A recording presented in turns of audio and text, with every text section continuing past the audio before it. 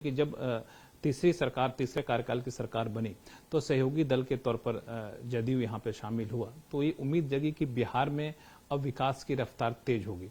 तो आपका अनुभव क्या है और अब तक अगर बिहार सेंट्रिक विकास की बात करें तो क्या कुछ कर पाए हैं? देखिए, अभी आपने माननीय वित्त मंत्री का बजट भाषण सुना होगा और जो पूर्वांचल की योजनाओं का जिसकी बहुत आलोचना हुई, कई लोगों ने राजनीतिक तौर पर उसकी आलोचना की, जबकि उसका कोई मतलब नहीं था। सभी राज्यों के लिए योजना थी, लेकिन पूर्वांचल चूंकि थोड़ा पिछड़ा इलाका था, उसके लिए उन्होंने कई योजनाओं की घोषणा की। तो घोषणा जो की, उससे हमारा बिहार का जो विकास है वो काफी आगे बढ़ेगा। जैसे हमारा पीरपैंती में जो पावर प्लांट की घोषणा हुई, या जो पटना से पूर्णिया तक, या जो बक्सर से आपको भागलपुर तक जो नेशनल हाईवे की घोषणा हुई, इससे हमारा इंफ्रास्ट्रक्चर और बढ़ेगा। और इंफ्रास्ट्रक्चर हमारा अगर बढ़ेगा, आधारभूत संरचना बढ़ेगी, तो स्वाभाविक तौर पर विकास होता है। इसके अलावा और कई योजनाएं हैं। बाढ़ के लिए बिहार की जो सबसे बड़ी समस्या है वो बाढ़ है, और बाढ़ के लिए केंद्रीय वित्त मंत्री ने अपने बजट भाषण में कहा कि हम उस बाढ़ के निदान के लिए कमेटी बनाए, और एक कमेटी गठित हो चुकी है। वो कमेटी काम कर रही है कि कहां कहां हमको बाढ़ से नियंत्रण के लिए चेक डैम बनाना है, डैम बनाना है, हाई डैम बनाना है।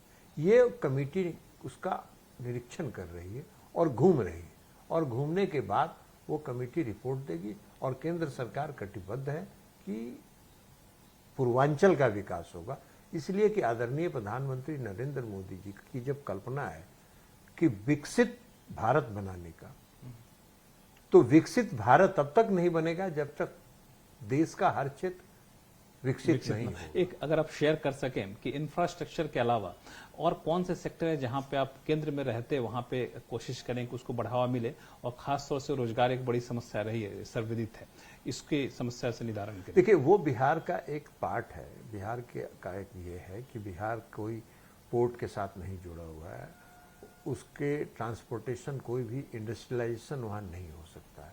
लेकिन वहाँ जब भी होगा तो एग्रो बेस्ड इंडस्ट्री स्थापित हो सकता है। अभी आपने देखा होगा कि केंद्र की पहले की यूपीए की सरकार में हमारे माननीय मुख्यमंत्री आदरणीय नीतीश कुमार जी लगातार यह प्रयास करते रहे कि जो चीनी मिल है, उस चीनी मिल से आप सिर्फ इथेनॉल बनाने की अनुमति दीजिए। केंद्र की सरकार ने नहीं दी। लगातार वो प्रयास करते रहे, कई बार कृषि मंत्री से मिले, शरद पवार साहब से मिले, सबसे मिले, उन्होंने अनुमति नहीं दी। उनका शर्त था कि हम इथेनॉल की अनुमति तभी देंगे जब आप चीनी का उत्पादन करें। और चीनी, हाँ, और चीनी एक ऐसा सेक्टर है जो 2 साल तक ऊंचाइयों पर रहता है, तो फिर 3 साल तक उसका मार्केट गिरा हुआ होता है। तो चीनी का उत्पादन करने में बहुत लोगों की रुचि नहीं थी।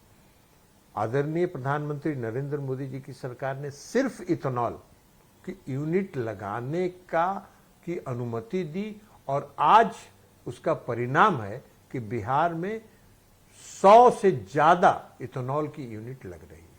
तो ये रोजगार पैदा करेगा। इसमें एक दिक्कत ये होती है कि जो बाहर के निवेशक आते हैं वो अपना प्रॉफिटेबिलिटी, कंज्यूमर बेस, ये सब तो देखते ही देखते हैं, एक लॉ एंड ऑर्डर को भी देखते हैं। कोई लॉ एंड ऑर्डर आरोप लगाया जा रहा है आपको, कोई विपक्षी पार्टी को तो ऐसे ही आरोप लगाना है। बिहार में कोई लॉ एंड ऑर्डर नहीं है। हम आपको निमंत्रित करते हैं, आप चलिए।